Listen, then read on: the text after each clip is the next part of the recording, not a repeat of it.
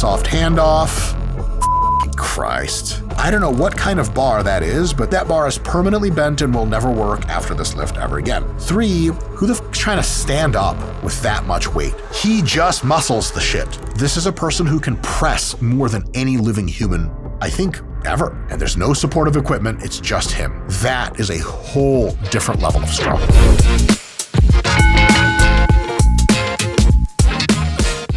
Hey folks, Dr. Mike here for RP Strength. I've been a long-time college professor of exercise and sports science, competitive bodybuilder, Brazilian Jiu-Jitsu grappler, and former mediocre powerlifter. Today, we are going to look at some of the all-time biggest lifts in every category, or a bunch of them anyway, from the world and time, and talk about why they look different, what's probably more legit and what's less legit, and how to understand how difficult the shit really is. 3, 2, 1... PR or ER. Okay, this is Jimmy Kolb's 1,400-pound bench press world record attempt. You know you're lifting a lot when your spotter has a lifting belt on. Okay, so before I say anything, you could be like, Mike, hold on.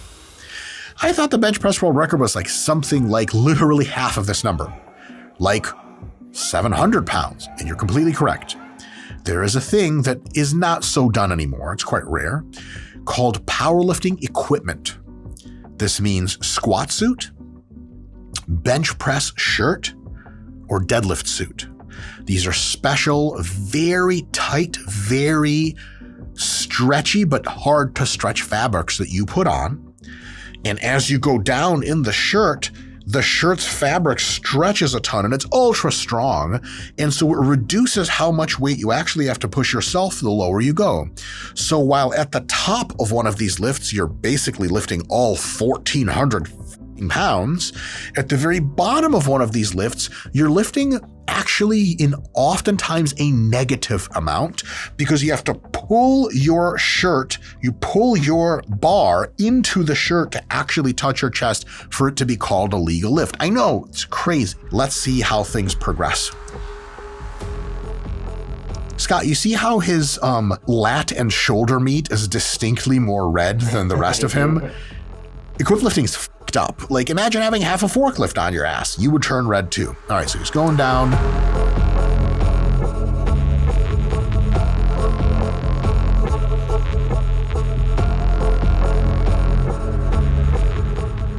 We're trying to check to see if he actually touched.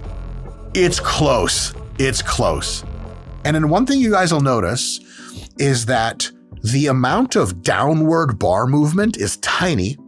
The amount of lateral bar movement towards his belly and then back is massive. And so the total number of inches that he's moving, 1,400 pounds, is like just a few. Is that like cooking the rule book? Sure. Is arching in the bench unethical? I'm not getting into that debate. I can get into that debate. We don't have to do it. Is he seemingly following the rules of his federation to complete a technically successful lift? Absolutely. 100%. Is equipped lifting because it kind of looks a little goofy in some cases for everyone? No. Really, it's for the most hardcore people. But most people like raw lifting or minimally equipped lifting where the ranges of motion are bigger, the lockouts and handoffs are more crisp. Scott, is that what we're looking at next? Yes. Okay, let's see what's up next. All right. Wait, what? Julius Maddox is on his own shit recently. I believe he's Puerto Rican, which helps in these kinds of endeavors. Julius Maddox is the greatest bench presser of all time, I think it's fair to say. And this unofficial world record, though I know it's going to be super clean, 796 pounds. What? Is this raw, right? He's got no jacket. This is raw. He has a tank top on. Julius Maddox is as legit as it gets. This is a person who can press more than any living human, I think, ever. And also, his spotter is f***ing enormous. Here's the thing, guys. If you're going to bench a lot, your spotters better be f***ing jacked, because he's also not using the support rack, Scott. Think about that. Yeah. Like this is all on him and his really jacked spotter. Let's find out how this goes. Bit of a soft handoff. Fucking Christ. So can we rewind that? That's gnarly. Let me tell you right in this video where I know that he's really strong, right there. Scott, right there, if I put, you got all the leg drive you want. I put 796 into your hands right from that lockout position. He's like a third of the way to the finish line. Are you locking it out? I mean, you probably could. Superhuman. I won't. He just muscles the shit. And there's no supportive equipment. It's just him. That is a whole different level of strong. Now, Scott, can I ask you a question? Yeah. If you're going to be putting on a bantam jacket, as Derek Wilcox calls it, and doing a lot of presses, do you think that you would ever become dehydrated? It's very possible. Yes. I mean, you're sweating in that suit. It's hot in the gym. Yeah. You're down south. Yeah. And do you think that drinking water would fix that problem totally? No. Because you know a secret, that it's not just the water that leaves your muscles and makes you dehydrated, it's electrolytes as well. The proper combination of salts plus fluids is how you rehydrate the best. And with our sponsor Element, you can do just that. Did the Element folks forget that there are a few extra letters in the word element that they missed? Yes. Do we think they still make an amazing product that you just pour into your shaker, shake up with protein and carbs, and now your shake is ultimately rehydrating as well as anabolic? Yes. Element, link in description. They're awesome. What I typically like to do with it is mix a whole bunch of Element, turn on my OnlyFans camera feed, and just pour it all over my naked body in the bathroom. Nice. I'm not sure what that has to do with rehydration, but it makes me feel nice. All right, let's go do more lifting. Guess who it is? It's Mike's generic Nordic accent time. Yeah. Is that one of your favorites, Scott? Yeah, I love it. Look, check this out. My name is Thor Julius Bjornsson, and if I was to ever catch Dr. Mike making these fucking jokes about me because I'm from Iceland, I'd rip his stupid Jew legs off his stupid Jew body. Whoa, Haftor, why you gotta make it racial? Because you did it first. You think you have a funny accent that sounds sort of Icelandic, sort of Norwegian, kind of maybe Swedish, a little bit of Finnish perkele, but maybe nothing in between because you're actually a talent as heck. You couldn't be a real actor or comedian, so you sit down, you fat and you make videos of very low ROI and nobody cares about your YouTube channel. Thor, holy shit, bro. Can we just review your deadlift video because you're the best deadlifter of all time? Okay, fine, but shut up about it. Cool. Thor Julius Bjornsson, one of the strongest humans that has ever lived. 6'9", 440 pounds. Hey, Scott, what would you do if he at your girl RN? Nothing. Yes, nothing is the right answer. So this is Thor Julius Bjornsson deadlifting 1,113.3 pounds. That damn there's freedom units, which is also a very neat 505 kilograms, breaking his prior record of 501 kilogram, which broke prior Eddie Hall's record of 500 kilograms. And let me say something really quick. Eddie Hall was the first person ever to strongman rules, which means you get a suit and you get wrist straps, deadlift 500 kilos, and thus he is immortalized forever in strength history as one of the greatest of all time. The first human to deadlift 500 kilograms is something no one can ever take away from Eddie Hall. Ooh, Scott, unless we get like a time machine or something. Yeah, that's true. And you're like, hey, Eddie, and he's like, oh, you fucking wanker, you fucking fuck. And you're like, hey, Mike, that's not even like a Stoke-on-Trent accent. Are you saying all English and Welsh and Irish people the same accent? Yeah, sure. I don't care about Eddie. It's me time. It's time for Thor. Okay, fine. So let's take a look at this. He's got a double ply suit on, remember from powerlifting, and he has straps all the way cinched to the bar. This basically allows you to test real lifting strength versus just grip strength. To be completely honest, almost everyone is limited by their grip to some extent in the deadlift. I'm not saying that all powerlifting federations should allow straps. That would be ridiculous. It really is kind of weird. But in strongman deadlift, they do allow this. And the cool thing about a strongman deadlift is this. It's with the same bar and the same height as a regular deadlift with the same rules for everything else, just the only exception is they get to use straps. And so you really get to see like how strong are these guys with their hips, legs, and back? And the answer is fucking ridiculously strong.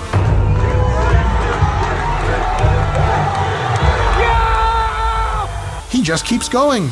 In Iceland, there's actually no word for stopping like a little bitch, and there's 18 trillion words in our language for being a fucking Viking baller and deadlifting god. Oh, thanks, Thor. That was really excellent. Amazing. And because you're a baller pimp, you stand there to demonstrate that this ain't shit, homies. We out here, baby. I mean, what are you going to do after deadlifting the world record other than like victory pose?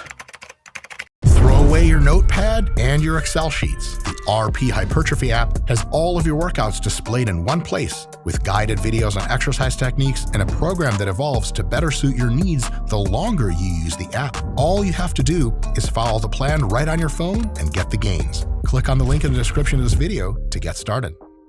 So now we have some other fun deadlifts of note, since that was the biggest one. Okay, biggest one. Now some fun deadlifts of note. Let's take a look at these. This was by your request. By my request. Quote unquote 1,000-pound deadlift, allegedly. Yes. So this is Valentin Dikul. There's a lot of fun ways to say his name in Russian that would be nice. Apparently filmed in 1999. From what I understand, strength experts and historians, though asking someone like Derek Wilcox or Eric Helms would probably be good at both PhDs, actually. I believe these lifts are fake. Valentin was a famous circus strongman who did lots of not real lifts. And so let me see if I can embarrass myself by trying to ascertain based on kind of kinematic properties of how the weight moves, if it looks fake to me. So, okay, he's lined up there. All right.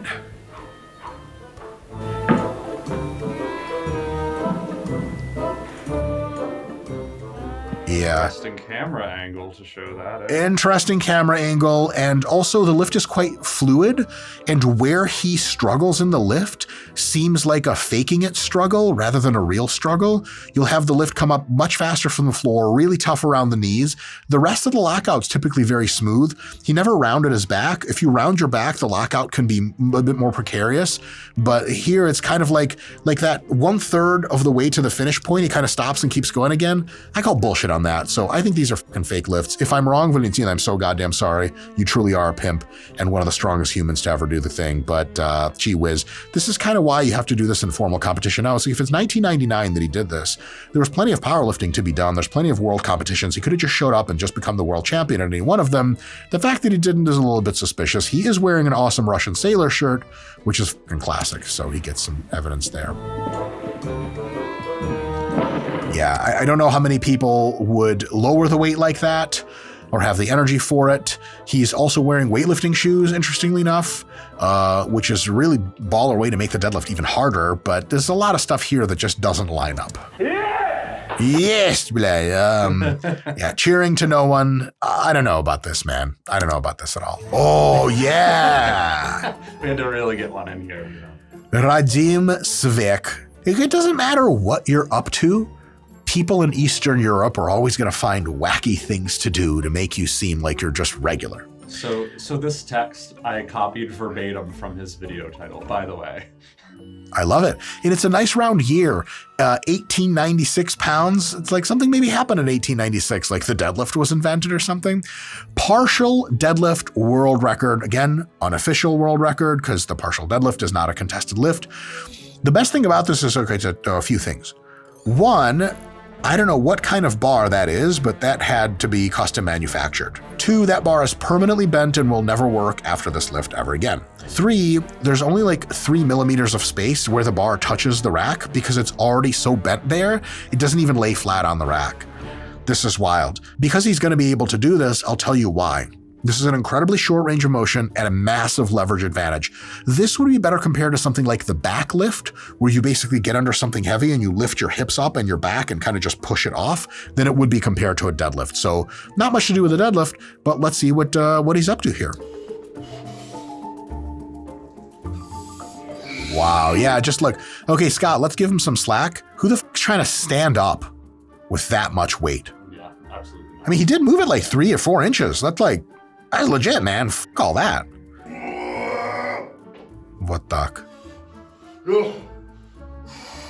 Folks, there is still more video to come.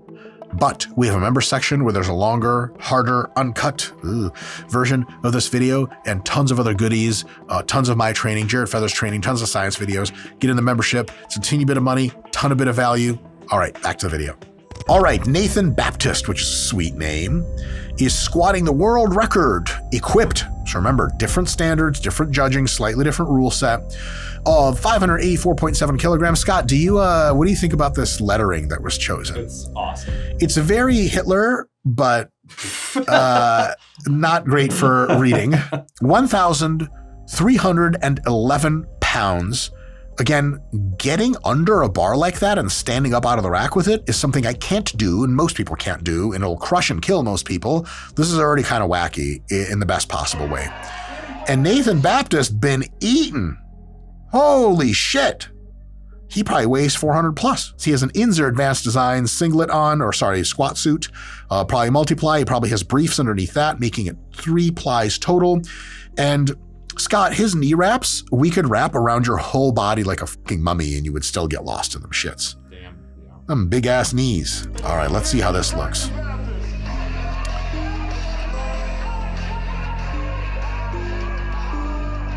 Woof.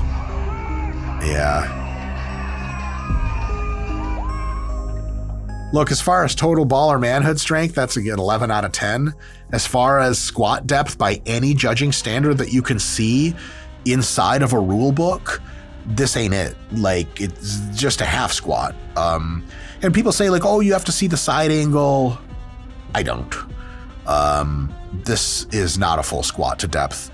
This has nothing to do with Nathan whatsoever. The only arbiters of if it's a good squat or not are the judges to give white lights or red lights. This federation that he's lifting with, should they be having a discussion with their judges? Maybe. Or they're just going on vibes at this point, in which all love and respect. All right, and then we have Ray Williams. Scott, he might have done more than this since, maybe I'm hallucinating that, but this is his 1,080 pound raw squat, which means what? He's in knee sleeves, not even knee wraps.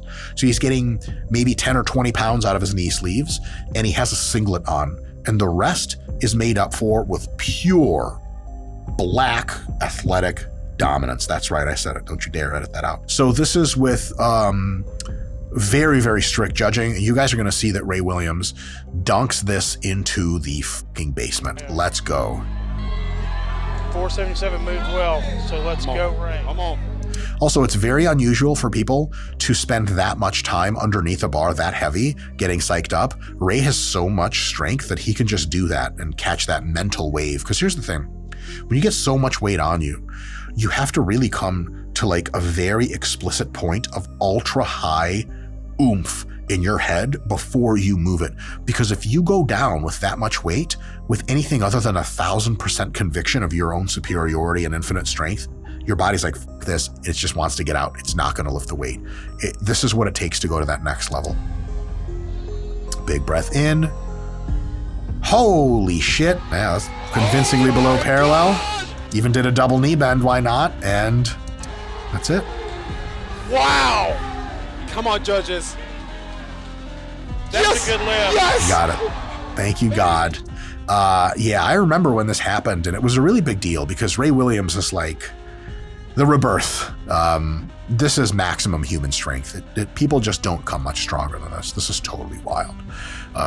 The number of people that raw with no knee wraps can do some lift like this numbers into the several human beings ever. So this is totally wacky. Folks, that is all we have for you for today. Every single lifter that we have illustrated gets our unending maximum respect. These people are strong, whether they go equipped, raw, anything in between, unreal efforts. It just takes tons of balls to do this. And all the rest of us can do is, I don't know, just be like, yo, but I also have feelings and I matter, right? Not really. Guys, powerlifting is dope. I would recommend you look into it. It dovetails really well with getting jacked. It's an amazing sport. Tons of abilities to compete, tons of great powerlifting clubs around. Check it out. And remember, when you think you're really strong and got a big ego, Google the world records, Google the videos, and realize that maybe you're really the man, but it's unlikely. and I'll see you guys next time. All right, that was fun. I'm feeling strong myself. Oh, Ronnie got out. Anyway, if you want more Ronnie or anything else related to getting jacked, that video right there might help you out. See you next time.